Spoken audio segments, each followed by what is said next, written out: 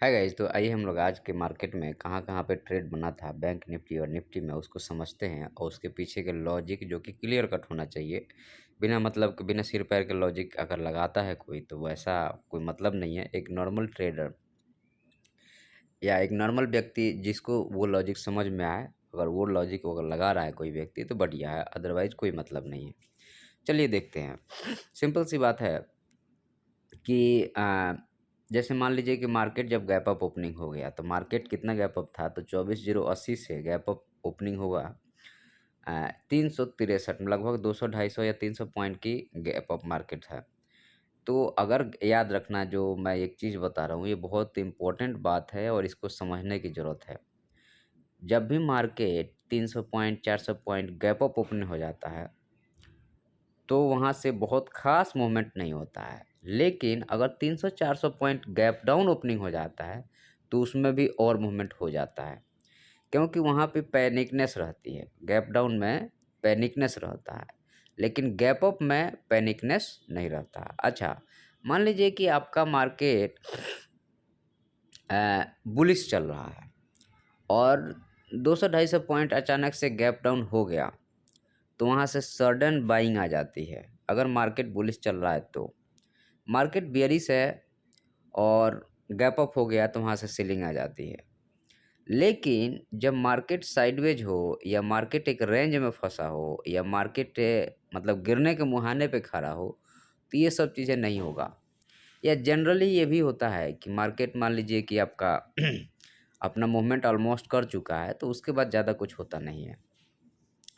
तो अब यहाँ पे हमारा सबसे पहला जो ट्रेड अगर आप मानेंगे तो यही है कि मार्केट में चूँकि ये कल का जो आपका रेजिस्टेंस था वही सपोर्ट बना यहाँ से मार्केट नीचे आया और यहाँ पे ये रिजेक्शन कैंडल जब बना तो यहाँ एक ट्रेड बना। लेकिन उसका टारगेट जो था ना जैसे 317 से 400 तक गया है बढ़िया बात है। लेकिन टारगेट इसका 450 का था 440 का था कायदे से, लेकिन वहाँ तक मार्केट नहीं गया और वहीं से सेलिंग आ गई। तो आपको जो है सो यहाँ पे सेलिंग बहुत शानदार आई, मतलब अच्छा खासा एक कैंडल बना। तो यहाँ पे तो आपका एक बाइंग हो गया और वहाँ पे प्रॉफिट बुकिंग आ गई, ठीक है। प्रॉफिट बुकिंग आने के बाद में अगेन जब ये सेलिंग के बाद जब मार्केट रिट्रेस किया तो ये सेलिंग तो कोई पकड़ नहीं पाएगा, मतलब कि ये वाली सेलिंग तो आप नहीं पकड़ पाओगे। लेकिन इस क्लोजिंग होने के बाद जब ये कैंडल में आपको एक एंट्री बनानी थी और टारगेट ये था और उसके बाद में टारगेट ये था। तो मार्केट क्या किया कि इस टारगेट पे आने के बाद में हम सोच रहे थे कि यहाँ तक आएगा लेकिन नहीं आया। मार्केट अगेन बाउंस हो गया। तो बाउंस हुआ तो अब यहाँ पे इस कैंडल पे आप एंट्री मान लीजिए ले लेते सपोज दैट यहाँ पे पोजीशन क्लोज करके, और अगर यहाँ पे अगर हम लोग देखें ध्यान से तो आपका यहाँ पे एंट्री आपकी बनती है इस ग्रीन कैंडल पे, इससे जो है सो मारुबोजू कैंडल पे एक एंट्री बनती है। और यहाँ पे चूँकि रेजिस्टेंस बिकम सपोर्ट वाला जो स्ट्रेटजी है वही अपना काम आएगा। अगेन मार्केट जब नीचे आया तो यहाँ पे ये वाला जो ट्रेड है वो लॉजिकल बनेगा, क्योंकि यहाँ से जब हम फिब मार्क करेंगे तो 0.5 और 0.6 का लेवल है और ऊपर रेजिस्टेंस है तो वहीं तक का ट्रेड रहेगा, क्योंकि सेलिंग अच्छी खासी आ रही थी। तो आपका एक ट्रेड आपका ये वाला बनेगा, ठीक है। तो ये हो गया आपका पहला ट्रेड, ये हो गया और दूसरा ट्रेड ये हो गया, तीसरा ये हो गया, चौथा ये हो गया। उसके बाद मार्केट आपका ऑलमोस्ट साइडवेज चला गया। तो 3 ट्रेड 2 ट्रेड 3 ट्रेड या 4 ट्रेड आपका होना चाहिए। लेकिन आज बहुत बड़ा मूवमेंट नहीं था, 50-50 पॉइंट का मूवमेंट चल रहा था। तो उतना ही मिलेगा, उससे ज़्यादा कुछ मिलेगा नहीं आज, क्योंकि ऑलरेडी मार्केट इतना गैप अप था तो आपको उससे ज़्यादा मिलना नहीं था। तो आपको 3 ट्रेड पकड़ के चलो आप, जो कि लॉजिकल है। पहला ट्रेड आपको रेजिस्टेंस बिकम सपोर्ट पे मिला। दूसरा ट्रेड सेलिंग के बाद में मार्केट बाउंस हुआ वहाँ से मिल गया। और तीसरा ट्रेड आपको जो है सो इस फिर यहाँ पे अगेन सपोर्ट बिकम्स रेजिस्टेंस के कारण मिला। चौथा फिबोनाची पे मिल गया, 4 ट्रेड मिला। आइए बैंक निफ्टी में देखते हैं हम लोग कि बैंक निफ्टी में आज का ट्रेडिंग क्या था और इसमें कहाँ-कहाँ ट्रेड बना था। तो यहाँ पे भी वही है कि सपोर्ट बिकम रेजिस्टेंस के थ्रू एक ट्रेड आपको मिला यहाँ पे, ये वाला। और उसके बाद में ये जब आपको 700 पे गया तो 700 पे सेलिंग आई, तो सेलिंग आने के बाद में सेकंड ट्रेड आपका यही बनेगा, ठीक है।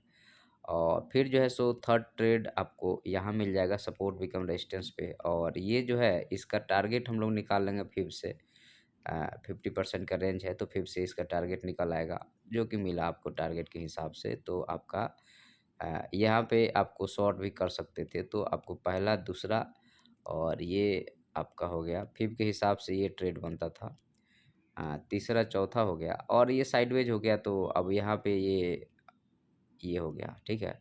तो ऊपर जो है सो आप लेके चलो साइडवेज था, तो नीचे से फिर से आप यहाँ बाइंग कर सकते थे और यहाँ पे अगेन आप सेलिंग कर सकते थे, लेकिन बहुत बड़ा नहीं, छोटे-छोटे टारगेट लेके चल लो और वही हुआ मार्केट में, ठीक है। तो बैंक निफ्टी में तो वही साइडवेज है तो 6 ट्रेड बन गए, लेकिन निफ्टी में 4 ट्रेड बने, लेकिन छोटे-छोटे थे, मतलब 50 पॉइंट, 100 पॉइंट, 50 पॉइंट, 100 पॉइंट आप पकड़ के चलो, उससे ज़्यादा तो मिल नहीं रहा था। तो इस तरह से 4 ट्रेड उसमें बना और 4 ट्रेड इसमें पकड़ के चलो आप, ठीक है।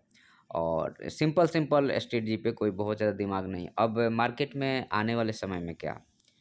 आने वाले समय में भी मुझे नहीं लगता है कि मार्केट बुलिश बहुत ज़्यादा होगा, और 50% ऊपर से अगर हम 4 घंटे के चार्ट पे अगर हम देखेंगे, तो आप ऊपर से 50% लगा लो, तो मार्केट तो बाउंस उतना भी नहीं हुआ, कायदे से कहा जाए तो मार्केट तो उसके नीचे ही है। तो बैंक निफ्टी तो मतलब समझ लो कि बिल्कुल ही रो रहा है, और अगर आप यहाँ से पकड़ के चलोगे ना ये वाले कैंडल से, ये देखो 0.5 और 0.6 से मार्केट ने रिजेक्शन लिया हुआ है। तो इसके ऊपर निकालेगा तो ठीक है, नहीं तो मुश्किल ही है। अगेन जो है सो मार्केट टपक के नीचे आ जाएगा, ठीक है। तो अब इसमें बहुत ज़्यादा उम्मीद नहीं लगा के रखना चाहिए आदमी को, और अगर उम्मीद लगाए हैं तो आप ये फ़िब लेके चलिए टारगेट 0.5 और 0.6 का, जो कि आपका आ रहा है 600, 24,700, 700, साढ़े 700 के आसपास में, 600 से 700 के बीच में रेजिस्टेंस मिल जाएगा, और फिर मार्केट एक अच्छा खासा लो लगा देगा। इसको ऊपर निकालने के बाद ही हम बुलिश हो पाएंगे, नहीं तो ये मार्केट आपको गूगली दे रहा है, फिर टपक के ऐसा आएगा कि होश बिगाड़ देगा। ज़्यादा बुलिश होने की कोशिश नहीं करना आप, ठीक है। हाँ, 700 के ऊपर टिक जाए और फिर जो है सो ऊपर निकाले तो ही बात है। लेकिन क्या मतलब, देखो मार्केट में आपको जब नीचे से बाई किए हो, जब मार्केट ऊपर जा रहा है तो फिर के लेवल पे जाने के बाद तो सेलिंग आनी ही है। एक बार सेलिंग आएगा, अब फिर अगर बाइंग में कन्वर्ट करके प्राइस एक्शन बना देता है तो बढ़िया बात है। अगर ऐसा नहीं होता है तो फिर जय जय सिया राम। ठीक है, वीडियो पसंद आता है तो सब्सक्राइब कीजिएगा। धन्यवाद।